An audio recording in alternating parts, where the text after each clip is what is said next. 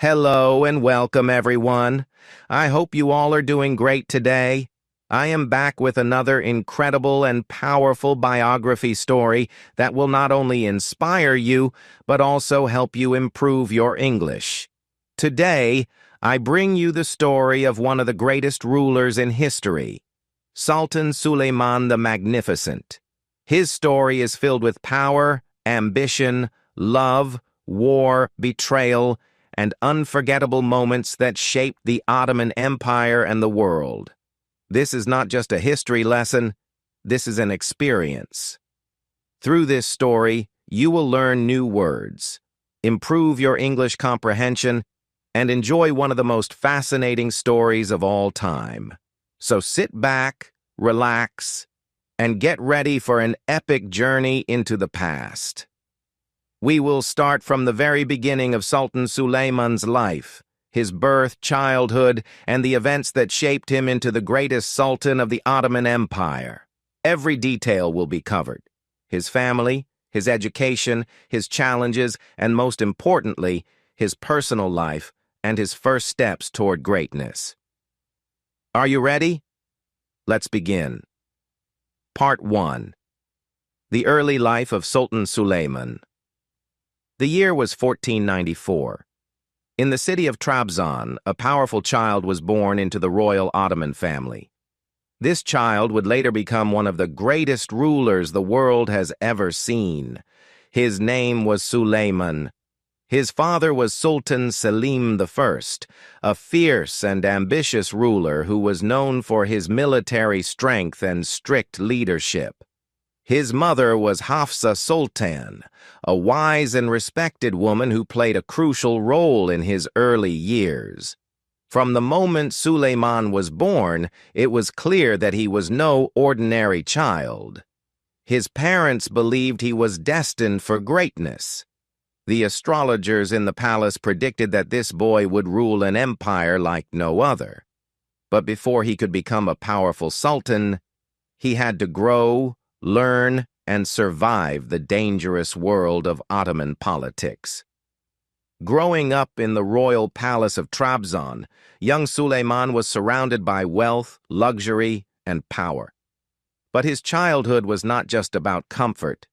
From an early age, he was trained to be a ruler. He learned history, science, literature, mathematics, and strategy. His father ensured that he received the best education available. He was taught by the most knowledgeable scholars of the empire, who instilled in him the values of justice, wisdom, and leadership. But more than anything, Suleiman was fascinated by stories of great rulers: Alexander the Great, Julius Caesar, and past Ottoman sultans. He dreamed of becoming a leader who would be remembered for centuries. In the Ottoman Empire, a sultan was not just a ruler, he was also a warrior. At the age of 7, Suleiman was introduced to the art of war. He learned how to use a sword, ride a horse, and command an army. His father believed that a true leader should be strong both in mind and body. By the age of 10, Suleiman was already showing signs of leadership. He had a sharp mind and a fearless heart. While other children played, he spent his time studying war strategies, reading books, and training with soldiers. One of his teachers once said, "This boy is not just learning, he is preparing to rule." But life as a royal child was not easy. The Ottoman Empire was full of political enemies, assassins, and rivalries. Even within the palace, there were people who wanted power and would do anything to get it. Suleiman had to learn early that trust was dangerous. His father, Sultan Selim I, was a strict and ruthless leader who had many enemies. There were always whispers of betrayal and rebellion in the empire. As a prince, Suleiman knew that one mistake could cost him his life. He was taught never to show weakness and to always be one step ahead of his enemies. At the age of 15, Suleiman was given his first taste of real leadership. His father appointed him as the governor of Kaffa, now in Crimea. This was not just a title, it was a test. He was sent away from the comfort of the palace to rule a city filled with different cultures, challenges, and dangers. At first it was difficult. He was young, inexperienced, and surrounded by people who doubted him. But Suleiman was determined. He listened, learned, and proved himself as a fair and intelligent leader. Within a year, people started calling him the Young Lion. He showed wisdom beyond his years, making tough decisions and earning the respect of his people. His father was watching closely, and he was impressed. This was just the beginning of Suleiman's journey toward becoming a legendary ruler. But everything changed in 1520. After years of ruling with an iron fist, Sultan Suleiman fell ill and died. His death sent shockwaves through the empire. Now the question was, who would take his place? Part 2. The Rise of a Legend. Suleiman stood before the people of the Ottoman Empire. His father, Sultan Suleiman I, was dead. The empire was now in his hands. The crowd was silent, waiting for him to speak. He was only 26 years old, but his eyes held the wisdom of a ruler who had been preparing for this moment his entire life. He took a deep breath and said, "I will build an empire that will be remembered forever." The people cheered. Soldiers raised their swords. The Ottoman world had a new leader. But not everyone was happy. In the shadows, powerful men were already plotting against him. Would he survive? Would he prove himself as a true sultan? The journey had begun. Becoming sultan was not just about wearing the crown, it was about controlling the empire. Suleiman was now the ruler of one of the most powerful empires in the world. His father had expanded the empire, but many enemies still remained. The Grand Viziers, the top ministers of the empire, watched him closely. Some whispered, "He is too young. He cannot rule like his father." There were rival princes who wanted the throne. Some powerful governors refused to follow his orders. Even inside the palace, his own relatives could not be trusted. Suleiman knew that if he made one mistake, he could be overthrown or even killed. He needed to act fast. He needed to show power. And the first step? A great conquest. Suleiman looked at the map. His father had left the empire strong, but there was one major problem. The Christian kingdoms in Europe were still a threat. The powerful Hungarian Empire controlled key cities near Ottoman lands. And the most important of them? Belgrade. Belgrade was the gateway to Europe. It was a strong fortress, guarded by thousands of experienced soldiers. Many Ottomans had tried to conquer it before, but all had failed. Suleiman knew that if he took Belgrade, he would prove to the world that he was a strong ruler. So, in 1521, he led his army, an army of 100,000 men. It was one of the largest armies the Ottoman Empire had ever seen. They marched for weeks, crossing rivers, mountains, and forests. The summer heat was unbearable. Many soldiers fell sick, but Suleiman never stopped. Finally, they reached Belgrade. The fortress stood tall, its walls thick and strong. Cannons lined the towers, ready to destroy any army that dared to attack. But Suleiman had a plan. He ordered his men to surround the city completely. No one could enter, and no one could leave. Then, he brought in the Ottoman cannons, the most powerful weapons of the time. For weeks, the sky was filled with fire and smoke. The sound of explosions shook the earth. Inside the city, the people were terrified. Food and water were running out. The Hungarian soldiers tried to fight back, but the Ottoman army was too strong. Finally, on August 29, 1521, Belgrade fell. Suleiman rode into the city dressed in golden armor. His horse, covered in silk, moved slowly through the streets. People bowed before him, knowing that a new power had arrived. The news spread quickly. The European kings were shocked. The young Sultan was not weak. He was a warrior. The world now knew his name. But this was just the beginning.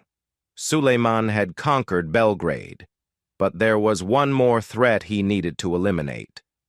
To the south, in the middle of the Mediterranean Sea, lay a small island called Rhodes. It was controlled by the Knights of St. John, a group of Christian warriors who had been fighting the Ottomans for years. They were known for their bravery, discipline, and deadly combat skills. They raided Ottoman ships, attacked coastal towns, and refused to surrender. Suleiman decided Rhodes must fall. In 1522, he gathered an army of 200,000 men and more than 300 warships. It was one of the biggest military campaigns in history. As they approached the island, the knights stood ready. Their leader, Grand Master Philippe Villiers de l'Isle Adam, was a fearless warrior. He swore that Rhodes would never fall. For 5 months, the battle raged. The Ottoman cannons thundered, destroying the walls of the fortress. Thousands of arrows darkened the sky. The sound of swords clashing filled the air. But the knights refused to surrender. Every time the Ottomans broke through a wall, the knights built another. Every day, hundreds died on both sides. Suleiman watched from his tent. He respected the knights. They were not just enemies, they were warriors like him. Finally, on December 22, 1522, after months of bloodshed, the knights could fight no more. Their leader walked out of the fortress and stood before Suleiman. The Sultan looked at the old warrior and, instead of killing him, he did something unexpected. He let the knights go. He allowed them to leave Rhodes safely, taking their weapons with them. It was an act of honor, mercy, and wisdom. The world was stunned. The European kings could not believe that the greatest Muslim ruler had shown mercy to Christian warriors. But Suleiman was not just a conqueror. He was a ruler who knew when to fight and when to forgive. With Rhodes now under Ottoman control, Suleiman had no more enemies in the Mediterranean. The empire was stronger than ever, but a greater challenge was coming. A battle that would shake the world. Suleiman had proven himself. He was no longer just Selim's son, he was the Sultan. But Europe was preparing for revenge. The Hungarian king, Louis II, was furious. He gathered an army and sent messages to other European rulers saying, "We must stop the Ottomans before it is too late." The Pope in Rome called for a holy war against Suleiman. The Christian world wanted blood, but the Sultan was ready. He looked at the map and smiled. "Let them come," he said. "I will meet them on the battlefield." And so, he began planning one of the greatest battles in history. The world was about to witness the full power of Suleiman the Magnificent. Part 3. The Battle That Shook the World. In April 1526, Suleiman led an army of 100,000 soldiers toward Hungary. It was one of the largest and most powerful armies in history. His army included 70,000 elite janissaries and cavalry soldiers, the best-trained warriors of the Ottoman Empire. Hundreds of cannons, ready to destroy enemy fortresses. Massive war elephants, brought from India to crush enemy lines. Thousands of supply wagons carrying food, weapons, and gold. The army moved like a giant wave, unstoppable and powerful. As they marched, Suleiman sent a message to the Hungarian king, Louis II. The message was simple: surrender, and I will show mercy. Fight, and your kingdom will fall.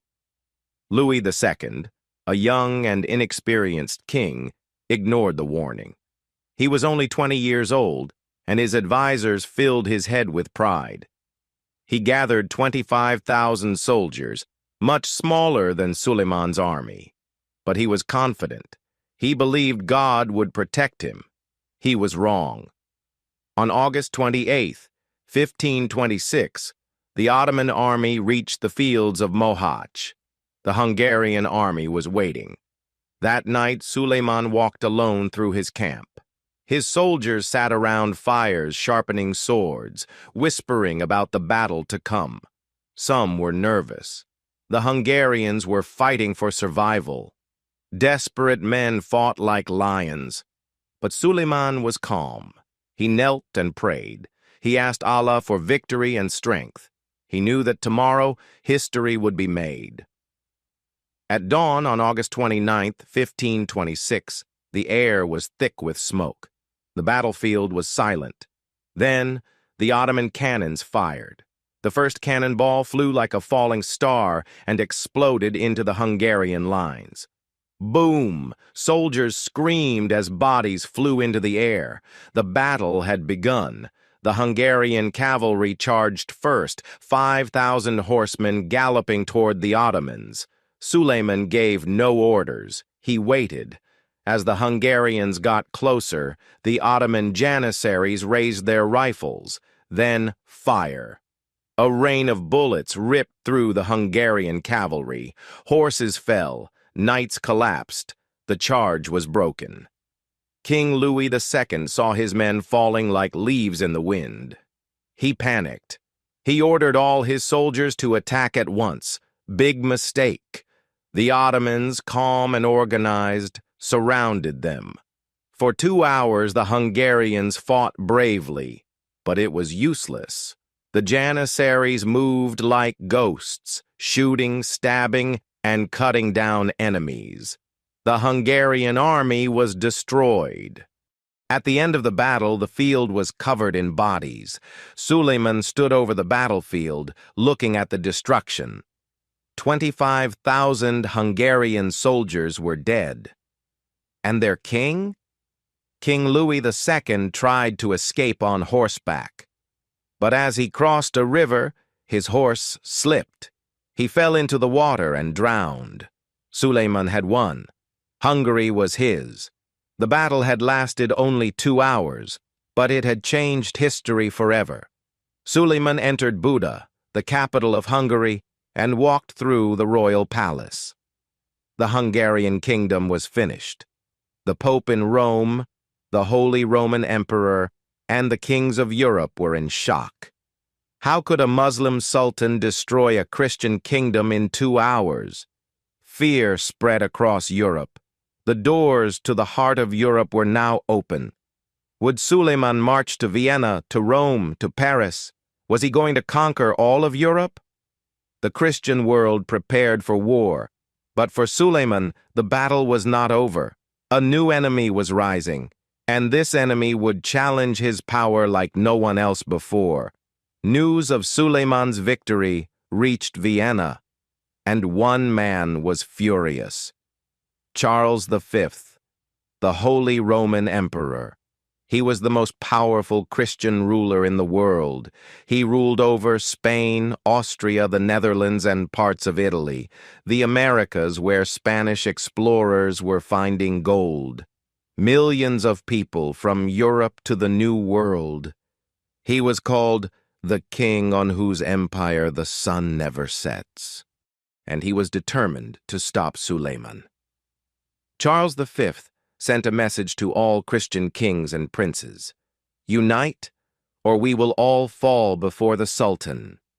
Europe was now preparing for a massive war, and Suleiman, he was ready. He turned to his advisors and said, "Let them come. I will meet them in Vienna." A new war was coming, a war that would decide the future of the world.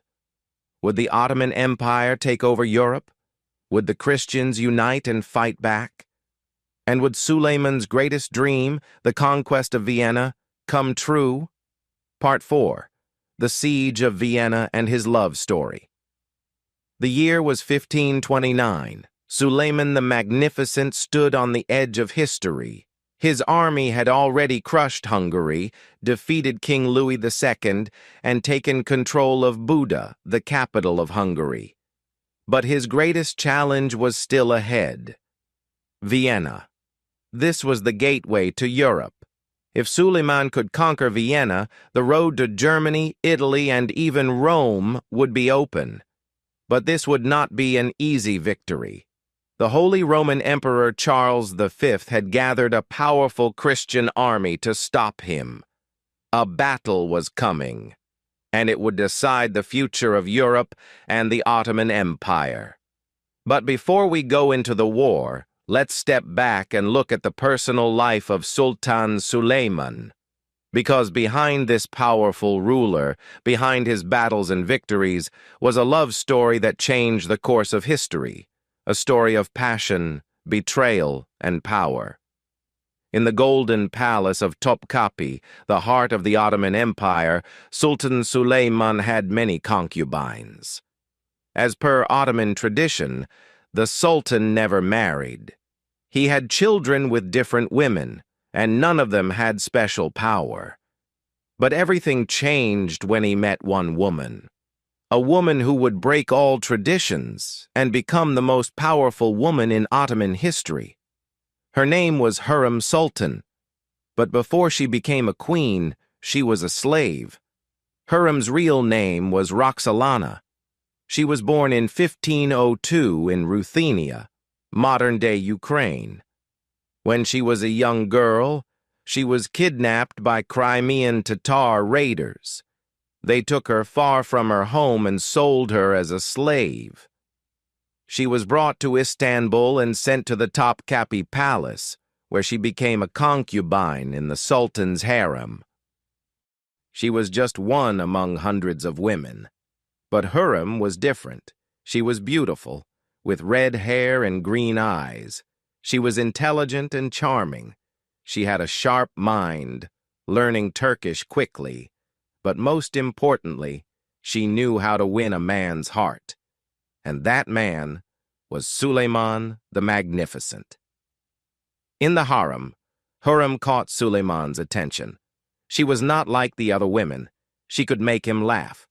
She wrote poetry for him. She was witty and confident. Suleiman fell deeply in love with her. Soon, she became his favorite concubine. But this love story was not simple. Because in the palace, there was already another woman who had given birth to Suleiman's first son. Her name was Mahidevran Sultan. She was furious when she saw Suleiman falling for Hürrem, and this led to a deadly rivalry. Mahidevran hated Hürrem. She saw her as a threat and insulted her in front of others. One day, Mahidevran lost control. She attacked Hürrem in the palace, beating her so badly that Hürrem's face was scratched. Hürrem ran to Suleiman crying. When the Sultan saw her wounds, he was enraged. That day, Mahidevran lost her power. She was sent away, and Hürrem became the most powerful woman in the harem. But this was just the beginning, because Hürrem did something no woman in Ottoman history had done before. She married the Sultan. Yes, Suleiman broke all the traditions of the Ottoman Empire. He made Hürrem his wife, the first legal wife of an Ottoman Sultan in over 200 years. And this changed the empire forever. After marriage, Hürrem's power grew stronger. She gave birth to multiple sons, including Selim, who would later become the next sultan. She advised Suleiman on political matters. Some people even called her the real ruler of the empire. But Hürrem, had many enemies. The Ottoman court was filled with jealous viziers and angry nobles. Some believed she was controlling the Sultan. Some even whispered that she was a witch. But Hürrem was unstoppable. She had everything she wanted, until she made a deadly mistake. She convinced Suleiman that his closest friend, Ibrahim Pasha, was a traitor. And this led to one of the most shocking events in Ottoman history. Ibrahim Pasha was Suleiman's childhood friend. They grew up together. Suleiman trusted him more than anyone, but Ibrahim was too ambitious. He became too powerful, acting like he was the real sultan. Hürrem saw this as a danger to her and her sons. She started poisoning Suleiman's mind against Ibrahim. She told him, "Your friend wants your throne." Slowly, Suleiman began to doubt Ibrahim. And in 1536, he made the hardest decision of his life. One night, Suleiman invited Ibrahim to dinner. They ate together, laughed, and talked about old times. Then, after midnight, guards entered the room. Ibrahim was arrested and strangled to death. Suleiman had killed his best friend, and after that night, he was never the same. His heart became cold, his eyes lost their warmth, and he realized something. Even the greatest rulers feel lonely at the top. But there was no time for sorrow, because a great war was waiting, the war for Vienna. After conquering Hungary, Suleiman marched towards Vienna. He had 120,000 soldiers, 300 cannons, and an unbreakable will. But Vienna was well defended. For 2 months, Suleiman's cannons attacked the walls. But the city did not fall. Winter was coming. His army was tired and hungry. For the first time, Suleiman faced defeat. On October 15th, 1529, he made a painful decision. He lifted the siege and retreated. Europe was safe, for now. Part 5. The Final Chapter. The year was 1529. Suleiman stood on the battlefield, staring at the city of Vienna. The Ottomans had failed to capture it. For the first time in his life, Suleiman the Magnificent had been forced to retreat. But this was not the end. This was just the beginning of his greatest struggles. Because after Vienna, Suleiman would face betrayal, heartbreak, war, and the greatest loss of his life. And in the end, he would leave behind a legacy that would be remembered for centuries. This is the final chapter of Sultan Suleiman's unforgettable story. Suleiman had many battles to fight, but the most painful battle was not on the battlefield. It was in his own heart. By the 1550s, Suleiman had ruled for nearly 40 years. His empire was at its strongest, but something was missing, something that had always been by his side: Hürrem. By this time, Hürrem Sultan was sick. No one knew what disease she had, but day by day she grew weaker.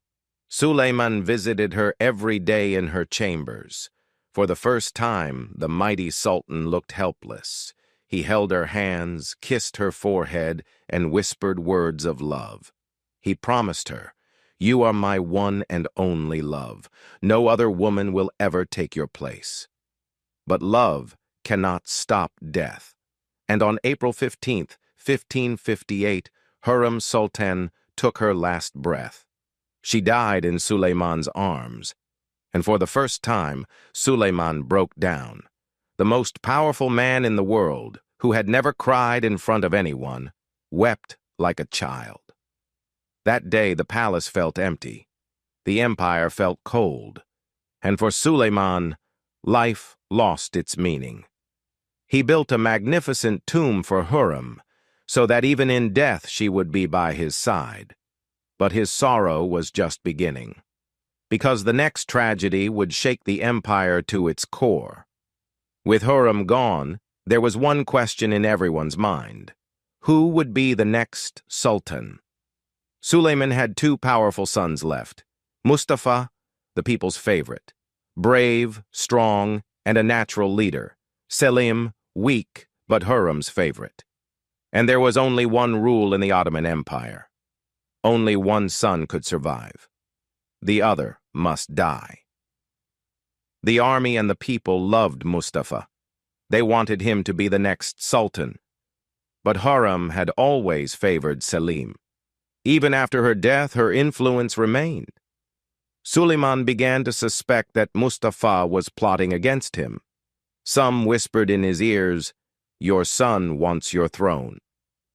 Others warned, "If you do not stop him, he will kill you first." And on a dark night in 1553, Suleiman made a decision that would haunt him forever. He ordered the execution of his own son. Mustafa was called to the Sultan's tent. He walked inside, trusting his father. But as soon as he entered, the doors locked behind him. The men who were sent to kill him stepped forward. Mustafa tried to fight with all his strength, but there were too many of them. They used a silk rope to strangle him.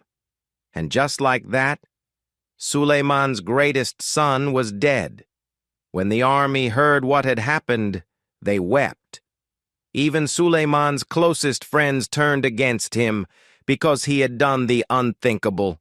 He had killed his own blood, and after that day, Suleiman was never the same. His heart was heavy with regret. His eyes lost their shine, and he knew his end was near. By 1566, Suleiman was 71 years old. He had ruled the Ottoman Empire for nearly 50 years. He was old, he was tired. But he had one last war to fight, a war against Hungary. Even though he was sick and weak, Suleiman led his army one last time. He sat on his horse, dressed in his golden armor, his face full of wrinkles and wisdom. His soldiers looked at him with love, because even at this age he was still their great sultan. The Ottoman army attacked the Hungarian fortress of Szigetvar. The battle was fierce. Cannon fire shook the ground. Swords clashed. Blood covered the fields. But in the middle of the war, something happened. Something that no one was prepared for. On September 6th, 1566, in the darkness of his war tent, Sultan Suleiman the Magnificent took his last breath. He died peacefully in his sleep, but his death was kept a secret, because if the army knew, they might lose their spirit.